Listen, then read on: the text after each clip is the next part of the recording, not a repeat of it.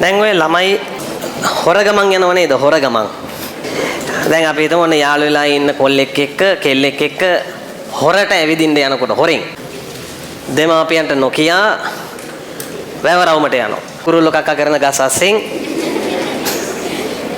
කුරුල්ලු බෙටි වලින් බේරි බේරි දැන් ඔය යනවා. කො එහෙම නැත්තම් ඔය වෙන කොහේ හරි වල් ගමනක් දෙමාපියෝන්ගේ අවසරයකින් තොරව මොකද වල් ගමන් වලට දෙමාපියෝ අවසර දෙනවද? දෙන්නේ නැහැ. නොකියා හොරෙන් යද්දි ගෙයින් එළියට බහින සැලැස්මේ ඉඳන් තියෙන්නේ හොර හිත. ඒ සංස්කාර හැදෙන්නේ හොරකමට. හොරෙන් ඉන්නේ. හැම වෙලෙම බලපවත්තන චේතනාව අයිති හොර පැත්තට. හොරකම කියන්නේ ඒක තමයි.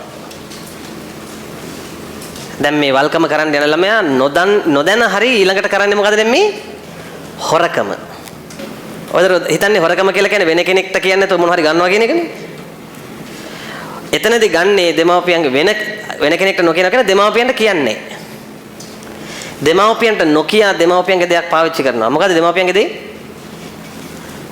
ඔයාලා කසාද බඳිනකන් මොකද්ද දෙමාපියන්ගේ දේ? ජීවිතේ. ඔයාලව අයිති එයාලට.